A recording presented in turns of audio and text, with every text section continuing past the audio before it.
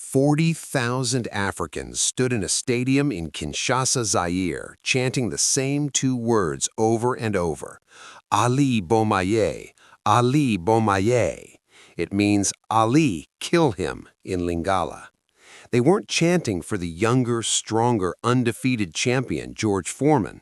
They were chanting for the 32-year-old underdog who everyone said was going to die in that ring. What happened over the next 8 rounds would prove that sometimes an entire continent's belief is more powerful than any punch. October 30th, 1974, the 20th BOMAYE Stadium in Kinshasa, Zaire, now the Democratic Republic of Congo. It was 4 a.m. local time, scheduled specifically so that American audiences could watch the fight live during prime time. 60,000 people had packed into a stadium built for 40,000. 1 billion people around the world were watching on television, making it the most watched sporting event in history up to that point. This wasn't just a boxing match, this was a cultural earthquake. Muhammad Ali was 32 years old and past his prime. 7 years earlier, in 1967, he'd been stripped of his heavyweight championship for refusing to fight in the Vietnam War. He'd been banned from boxing for 3.5 years, the peak years of his athletic career stolen from him. He'd fought his way back, but he'd lost to Joe Frazier in 1971 in what they called the fight of the century. He'd beaten Frazier in a rematch, but everyone knew Ali wasn't the same fighter he'd been before the exile. George Foreman was 25 years old, 7 years younger than Ali, and he was a destroyer. He'd won 40 fights, 37 by knockout. He'd demolished Joe Frazier, the man who'd beaten Ali, in just 2 rounds, knocking Frazier down 6 times. Foreman hit so hard that sparring partners were afraid to train with him. His punches had sent grown men to the hospital. Every boxing expert predicted Ali would lose. Most predicted worse than that. They predicted Ali would be seriously injured, possibly killed. The odds in Las Vegas were 4-1 against Ali. Not against him winning, against him surviving past 5 rounds. Ali's own doctor begged him not to take the fight. "George Foreman will put you in a coma," he said. "I've seen the damage he does. Your brain can't take that kind of punishment." But Ali had a plan, and more importantly, Ali had something George Foreman could never have. He had Africa. When Ali first arrived in Kinshasa a month before the fight, something extraordinary happened. Thousands of Africans came to the airport to greet him. They treated him like a king returning from exile. They chanted his name. They reached out to touch him. Children followed his car through the streets. George Foreman arrived a few days later to a very different reception. The Africans were polite but distant. They saw Foreman and his German shepherd dog, the same breed Belgian colonizers had used to terrorize Africans for decades. They saw Foreman's American flag shorts. They saw an American athlete, nothing more. But when they looked at Ali, they saw something else. They saw themselves. Ali understood this immediately. He'd spent his entire adult life connecting his struggle to the African struggle. He'd changed his name from Cassius Clay, a slave name, to Muhammad Ali, a Muslim name that connected him to his African and Islamic roots. He'd refused to fight in the Vietnam War, saying he had no quarrel with the Vietnamese, just as Africans had no quarrel with their colonizers' enemies. Ali walked through Kinshasa's streets without security. He visited villages where children had never seen electricity, let alone a television. He went to hospitals and sat with sick patients, holding their hands, praying with them. He trained in public where anyone could watch, turning his workouts into performances where thousands gathered to see him jump rope, hit the speed bag, and shadow box. And everywhere he went, he told people, "I'm not an American. I'm an African who was stolen 400 years ago. I'm coming home." He ate with local families, sharing meals of fufu and pondu.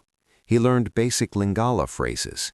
He studied the history of colonization in Congo, how King Leopold II of Belgium had turned the country into his personal property, killing millions.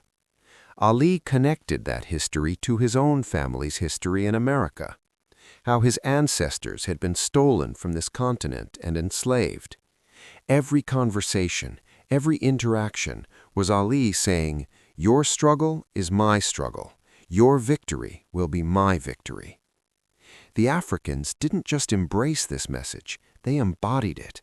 Market women started painting Ali BOMAYE on their stalls. Musicians wrote songs about him. Children played boxing in the streets, all of them pretending to be Ali, none of them wanting to be Foreman. The chant, Ali BOMAYE, Ali, kill him, spread through Kinshasa like wildfire. It wasn't just about boxing anymore. It was about everything that phrase represented. Kill colonization, kill oppression, kill the narrative that Africans were inferior. Foreman heard the chanting and it unnerved him. He was used to being the intimidating one, the feared one. But in Kinshasa, he was the outsider, the villain. Every time he appeared in public, the crowds were hostile. Ali BOMAYE, they shouted at him. It was psychological warfare, and Foreman had no defense against it. Meanwhile, Ali was playing the psychological game masterfully. At the weigh-in, he screamed at Foreman, "You're scared. I can see it in your eyes. You're gonna get yourself knocked out in front of the whole world." Foreman tried to stay calm, but Ali's words had planted a seed of doubt. The night before the fight, Ali couldn't sleep. He lay in his hotel room listening to the distant sound of drums from the villages around Kinshasa. Traditional African drums that had been beating for centuries, now beating for him. He thought about all the people who'd written him off, the experts who said he was too old, too slow, too damaged from the years away, the government that had stolen his title and his prime years, the journalists who'd mocked him for refusing Vietnam. This wasn't just about winning a boxing match. This was about reclaiming everything that had been taken from him. This was about proving that principle and courage meant more than power and youth. At 3 a.m., Ali got up and looked out his window at Kinshasa. The city was awake. People were already heading to the stadium, walking for miles in the darkness to get seats. He could hear singing in the streets, "Ali BOMAYE, Ali BOMAYE." They'd been chanting all night, all week, all month, an entire city that wouldn't sleep until they saw their champion win. Fight night, 4 a.m. The stadium was shaking with 60,000 voices. "Ali BOMAYE, Ali BOMAYE." The chant was so loud it drowned out the ring announcer. When Ali entered the stadium, the crowd erupted into deafening cheers. He danced to the ring, shadowboxing, blowing kisses to the crowd. He was feeding off their energy, letting it fill him with power. When Foreman entered, the crowd booed. It was the first time in George Foreman's life he'd been booed, and the shock of it showed on his face. The opening bell rang. For the first 2 rounds, Ali did exactly what everyone expected him to do. He danced. He moved around the ring with his signature footwork, staying away from Foreman's devastating power. He threw quick jabs, scoring points, making Foreman miss. But in the 3rd round, Ali did something nobody expected. He stopped moving.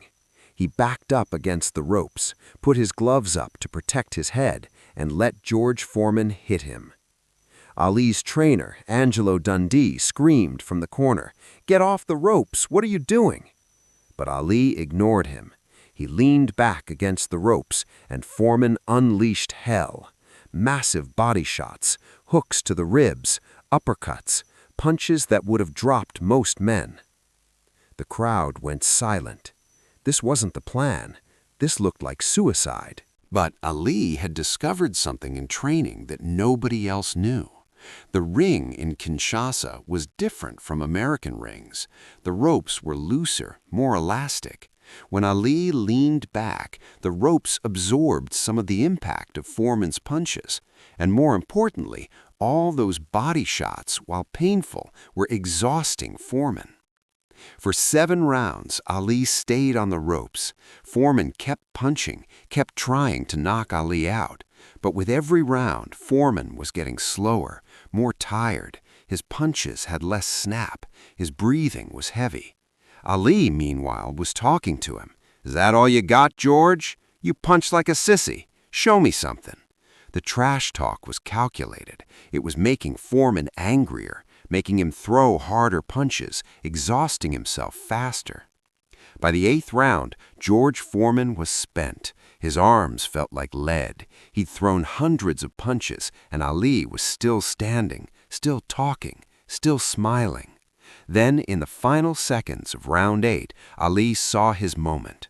Foreman threw a lazy jab, his arm moving through mud. Ali slipped it with the grace that had made him famous a decade earlier, the grace everyone thought was gone forever. He unleashed a combination so fast it looked like one continuous motion. Left hook to the body, left hook to the head, and then the right hand, a straight right that traveled maybe 12 inches but carried the weight of 7 years of exile, 400 years of slavery, and 40,000 voices behind it.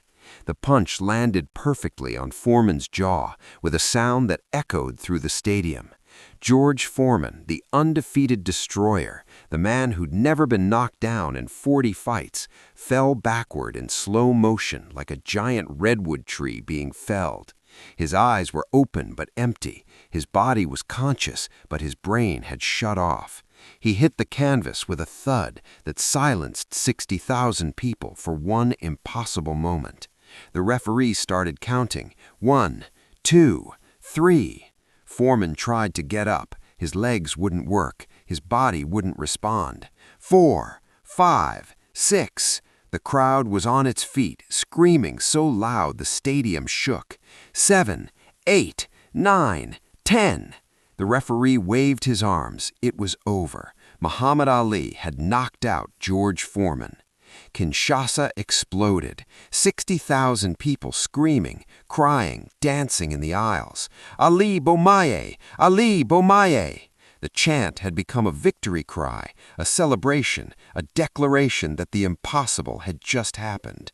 Ali stood in the center of the ring, arms raised, tears streaming down his face. He'd done it. Against all odds, against every expert prediction, against logic itself, he'd reclaimed his championship. But this victory meant something deeper than a boxing title. For the Africans in that stadium and the millions watching around the continent, Ali's victory was their victory. It was proof that the oppressed could defeat the oppressor, that the underdog could triumph, that belief and will could overcome superior strength. In the locker room after the fight, Ali was surrounded by reporters. Someone asked him about his strategy, about how he'd known to use the ropes. "I call it rope-a-dope," Ali said with a smile. "Let the dope tire himself out on the ropes, then knock him out." The name would become legendary in boxing history. But when asked what the victory meant to him, Ali's answer was more profound. "This wasn't just for me. This was for every black person who was ever told they couldn't do something. This was for Africa. This was for my people." George Foreman, to his credit, took the loss with grace. Years later, he would say that losing to Ali in Kinshasa was the best thing that ever happened to him. It humbled him, changed him, made him a better person. He and Ali would eventually become friends. The impact of the rumble in the jungle extended far beyond boxing. It changed how the world saw Africa. Suddenly, Africa wasn't just a continent of poverty and colonization. It was the place where the impossible happened. It was the place where 1 billion people watched history unfold. It changed how Africans saw themselves. For young black people across the continent and the diaspora, Ali's victory was proof that greatness was possible, that they could defy expectations, that their heritage was something to be proud of. The fight made Kinshasa a legendary location in sports history. To this day, Congolese people who were at that fight tell their grandchildren about the night they saw Muhammad Ali do the impossible. The rope-a-dope became a cultural metaphor. It wasn't just a boxing strategy, it became a life strategy.